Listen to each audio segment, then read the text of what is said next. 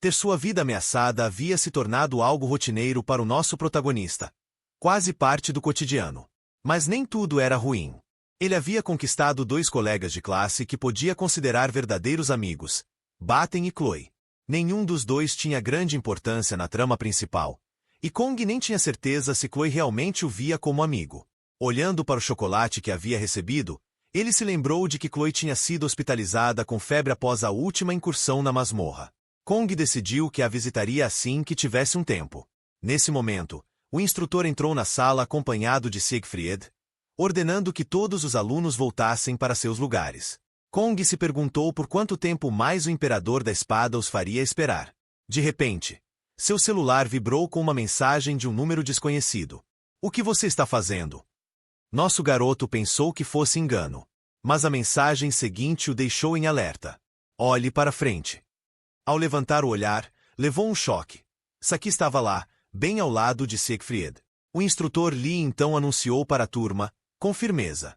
A partir de hoje, Saki Ryoso está oficialmente designada para esta classe. Todos ficaram boquiabertos. Mas antes que pudessem reagir, o instrutor os silenciou, dizendo que esperava que todos se dessem bem com a nova colega, e em seguida ordenou que se trocassem e se reunissem no salão de treinamento em até 30 minutos. Mesmo após a saída de Siegfried e do instrutor Lee, os alunos ainda pareciam não acreditar que Saki Ryoso agora fazia parte da turma. O mais surpreendente, Saki havia pedido pessoalmente a transferência. Enquanto ela caminhava em direção ao assento designado, Kong não conseguia deixar de pensar. Ela está mesmo vindo na minha direção. Entre os cadetes do ano, conhecidos como a Geração dos Milagres, Saki ocupava o 4º lugar. Uma mente brilhante, havia tirado a melhor nota na prova teórica e ainda possuía habilidades de combate impressionantes. Era a definição perfeita de beleza e força, e já havia dominado o estilo Kyushu. E não era só isso. Saki era filha de Daki Kojima, um dos 7 heróis de classe estrela, também conhecido como Bom Absoluto. Na lore do mundo, Daki Kojima detém o título de Bom Absoluto e ainda ocupa o cargo de primeiro-ministro do Japão. Em outras palavras, Saki era praticamente uma princesa japonesa. Mesmo naquele mundo, o Japão ainda era uma superpotência. Não era surpresa que todos reagissem como se estivessem diante de uma celebridade. Kong pensou, desconfortável. Ela não deveria estar aqui. Isso vai ser um problema. Enquanto Saki se aproximava pela sala, ele torcia em silêncio para que ela não parasse perto dele. Mas, para seu azar, ela caminhou direto até Kong e, com um tom direto, disse: "Se você não vai comer o chocolate, então me devolve." Naquele momento, ficou claro, o presente tinha sido dela o tempo todo. Chocado e um pouco intimidado, Kong não conseguiu dizer nada. Ficou em silêncio. Então, com naturalidade, Saki perguntou se podia sentar-se ao lado dele. Em seguida, estendeu o celular e ordenou: "Salva meu número aí." Kong suspirou, resignado. Porque meus pressentimentos ruins nunca estão errados. A cena então mudou para uma masmorra, onde uma investigação estava em andamento. Um oficial chamado Léo interrogava um dos guardas. "O que eles disseram antes de entrar na masmorra?" perguntou Léo. "Eles estavam preocupados com os cadetes e insistiram em entrar", respondeu o guarda. Léo estreitou os olhos. "E, notou algo estranho neles?"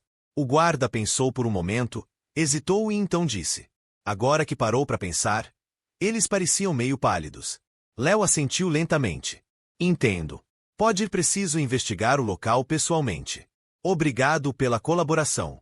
A cena então cortou para o lado de fora da masmorra, onde outro oficial se aproximou de Léo e perguntou: "Morrer numa masmorra não é um acidente comum?" Léo respondeu com um olhar sério: "Sim, mas em qualquer acidente masmorra, sempre um corpo. E desta vez, isso ainda não me sai da cabeça." Quando Léo entrou na masmorra para a investigação, ficou completamente chocado. Diante dele, havia uma montanha de búfalos monstros derrotados. Os cadetes da Academia Joaquim haviam estado ali. Mas aquela cena de destruição estava em outro nível, muito além do que meros cadetes deveriam ser capazes de fazer. Apesar de todos os alunos terem retornado em segurança, o funcionário que havia entrado antes por preocupação nunca mais foi visto, como se simplesmente tivesse desaparecido da existência. O outro oficial então perguntou: "Será que ele está preso por trás do portão de pedra?" Léo hesitou antes de responder. "Não posso afirmar com certeza, Mas é improvável. Aquele portão nunca se abriu antes. Ele completou. E eu não posso simplesmente interrogar os cadetes da Academia Joaquim que estavam aqui. O outro oficial concordou com a cabeça. Faz sentido. A Joaquim é uma escola de elite, cheia de nobres. Em seguida, comentou se os superiores teriam coragem de emitir algum mandado. Enquanto saía para ir ao banheiro, Léo permaneceu ali, perdido em pensamentos. Isso está me deixando louco, murmurou para si mesmo. Mas de repente, o outro oficial foi brutalmente empurrado ao chão por um agressor desconhecido. Léo ficou surpreso com o ataque repentino. Ao se virar, seus olhos se arregalaram. Diante dele estava um demônio em forma humana, manipulando magia com facilidade. E naquele instante, Léo entendeu a verdade aterradora. Aquilo não era uma pessoa comum, mas um humano que havia feito um pacto com demônios, um híbrido de humano e demônio. Antes que pudesse reagir, o ser avançou com uma velocidade absurda e derrubou Léo com um único golpe. Essas criaturas meio humanas e meio demônios eram conhecidas como vilões. De volta à sala de aula, Saki comia o chocolate com visível satisfação, atraindo olhares curiosos de outros alunos. Nosso garoto percebeu todos olhando, enquanto Kong, sentado por perto, observava tudo confuso, ainda sem entender o que Saki estava fazendo ali. Saki então se virou para Kong e perguntou: "Por que você não comeu o chocolate? Eu tive o trabalho de compartilhar com você." Ela demonstrou certa frustração por ele ter ignorado seu gesto de gentileza. Kong respondeu, hesitante: "É que, a Chloe normalmente senta aí onde você está." Saki deu de ombros, despreocupada. "Sério? Mas a sala tem lugares fixos mesmo? Não é por ordem de chegada." Nosso garoto respondeu apenas com um "Bom, é." Ainda saboreando o chocolate, Saki comentou o quão incrível ele estava. Curioso, Kong então perguntou por que ela havia pedido transferência para a turma deles. Mas, antes que pudesse responder, a voz do instrutor ecoou pela sala. "Todos devem se reunir em 5 minutos." Os alunos resmungaram, claramente contrariados, mas começaram a se levantar. Kong se virou para Saki e explicou: "A nossa turma tem treino todas as manhãs. Você não vai?" Já colocando uma máscara de dormir, Saki respondeu: "Hoje estou fazendo treinamento mental. Boa sorte aí." E assim que puxou a máscara sobre os olhos, adormeceu instantaneamente, para a total perplexidade de Kong. Poucos segundos depois, ela levantou discretamente a máscara e, com um olho apenas aberto, disse: "A propósito, de agora em diante, pode me chamar pelo meu primeiro nome." Kong ficou visivelmente confuso. Saki explicou: "No meu país, amigos próximos se chamam pelo primeiro nome. Nada de sobrenome." Kong rebateu: "Mas o Baten ainda te chama pelo sobrenome." Ela simplesmente respondeu com um gesto de desprezo: "Isso não tem nada a ver." E voltou a desejar boa sorte no treinamento, antes de cair no sono novamente. A cena então cortou para outra turma. Raquel espreguiçou-se após uma longa aula e comentou com Abel: "Hoje está tudo muito barulhento, né?" Depois, puxou o assunto: "Ei, você ficou sabendo que a Saki foi transferida para outra turma?" Raquel comentou que Saki sempre foi do tipo que fazia o que queria, sem ligar para nada, e ficou se perguntando o que teria passado pela cabeça dela agora. Abel, parecendo desinteressada, respondeu apenas: Raquel notou a frieza e, sendo quem é, não perdeu a chance de provocar. "Ué, ficou decepcionada?" Abel lançou um olhar confuso. "Como assim?" Raquel sorriu e continuou a provocação. Mudanças de classe só aconteciam quando havia uma vaga disponível. E, naquele ano, a turma Tigre tinha exatamente uma. Raquel se perguntava: como a Saki descobriu isso tão rápido? E ainda conseguiu furar a fila. Ela lembrava bem. Saki costumava dormir o tempo todo no pavilhão de arco e flecha. Abel, ainda cética, perguntou: "E o que isso tem a ver com você achar que eu fiquei decepcionada?" Raquel sorriu maliciosamente e soltou: "É que eu ouvi do Baten, semana passada, que a Saki e o Kong-Jiyama se juntaram e limparam a masmorra dos búfalos juntos." Os olhos de Abel se arregalaram de surpresa. Raquel, em tom quase dramático, completou: "Sério? Mesmo que a Saki gostasse tanto assim do Kong-Jiyama, tem uma ordem, né? E o Kong já estava reservado. Pela nossa querida Abel." Abel começou a corar: "Do que você tá falando?" Rebateu, claramente constrangida. Raquel manteve o sorriso provocador e explicou: "É que, Toda vez que alguém menciona o nome do Kong-Gyama, quem mais reage é você. Tem certeza de que não tem nada rolando entre vocês? Abel respirou fundo, assumindo um tom mais sério. Vou deixar claro. Eu só falei com o Kong-Gyama algumas poucas vezes. Só isso. Não temos nenhum tipo de relação.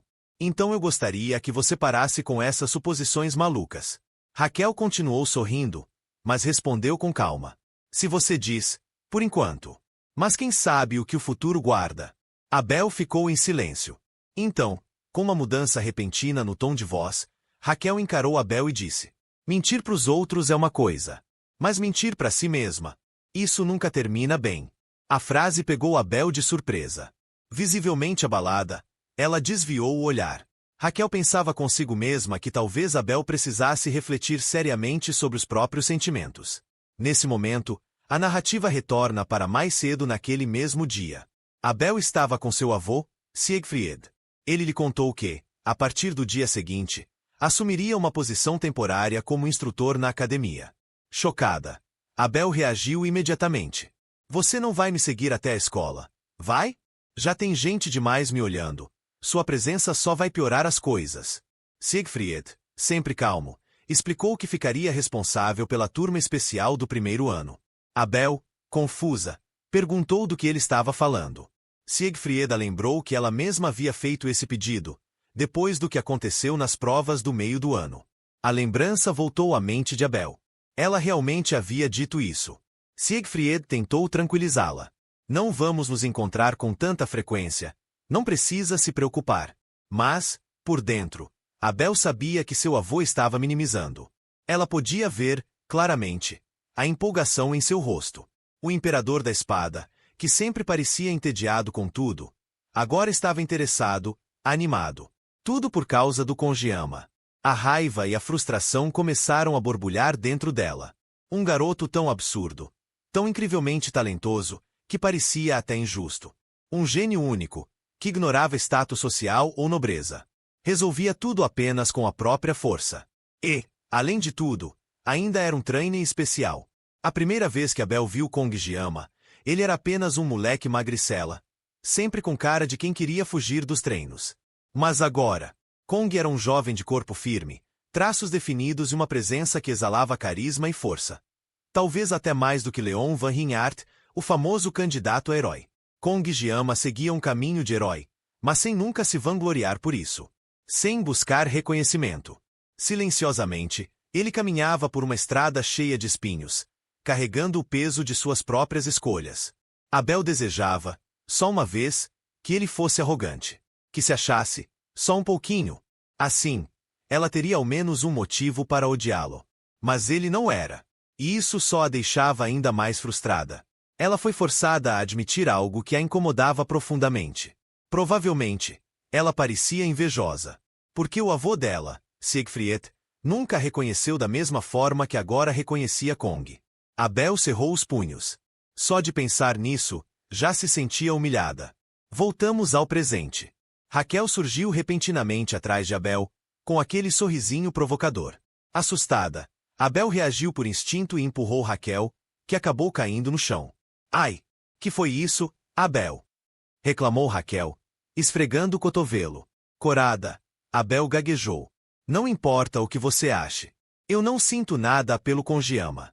Eu não tenho tempo nem espaço pra esses sentimentos aí de que você está falando, murmurou Abel, tentando encerrar o assunto. Raquel inclinou a cabeça, com um ar divertido. Se você fala com tanta convicção assim, até me sinto aliviada, respondeu ela com um sorriso maroto. Isso quer dizer que eu não preciso competir com você pelo Kong-Gyama. Que bom! Com a Saki e aquela Chloe, até dá pra lidar. Mas com você, eu jamais teria chance. Abel corou instantaneamente e começou a se mexer, nervosa. Ah é? Resmungou, sem saber o que dizer. Raquel arqueou a sobrancelha, provocando. Então isso aí foi uma confissão, foi? Irritada, Abel rebateu. Para de falar besteira. A cena muda para a sala de aula de nosso protagonista. O instrutor estava no meio da aula, falando para os alunos. A classe de uma bênção é determinada pela entidade que habita dentro dela, explicou. Se um espírito guardião estiver presente, Ela é classificada como bênção de guardião. Se for apenas um espírito comum, então é uma bênção espiritual. Um aluno curioso levantou a mão. E se for o meu ancestral que estiver ali? Tipo, meu avô? Tenho sonhado muito com ele ultimamente. Isso seria uma bênção ancestral? O instrutor riu. Talvez o seu avô esteja te ajudando a levantar peso na academia, mas não. Ancestrais não habitam bênçãos. Durante essa troca, Saki acordou brevemente, bocejou no meio da aula, e voltou a dormir poucos segundos depois. O professor notou, mas não falou nada. Nosso garoto assistiu tudo, em silêncio, se perguntando se Saki era algum tipo de intocável, até mesmo entre os professores. A aula terminou com o instrutor dizendo: "Por hoje é só." Kong olhou para Saki, ainda dormindo profundamente, sem a menor preocupação no mundo. Ela dorme tão bem, como se nada no universo pudesse perturbá-la. Já haviam se passado 2 dias desde que Saki foi transferida para a turma. E até agora, Kong não fazia ideia do motivo. Ela não fez nada além de dormir desde que chegou. Era ridículo. Nosso garoto se perguntava: se a intenção dela era só dormir, por que não escolheu um assento no canto da sala? Por que, justo aqui, ao meu lado? Ele pensou também que, por sorte, Chloe ainda estava hospitalizada. Quem sabe o que poderia ter acontecido se ela visse essa aqui ali, do lado dele? Ainda assim, Kong teve que admitir uma coisa. Saki foi quem lidou com todo o processo pós-masmorra. Graças a ela, tudo foi resolvido sem maiores problemas. As habilidades dela eram absurdamente superiores, até mesmo comparadas às de Baten. Kong então voltou os olhos para o quadro, onde o instrutor havia escrito as classificações de bênçãos. O professor concluiu: no geral, as bênçãos são classificadas dessa forma. A maioria de vocês, cadetes, deve ter bênçãos de classe pessoal.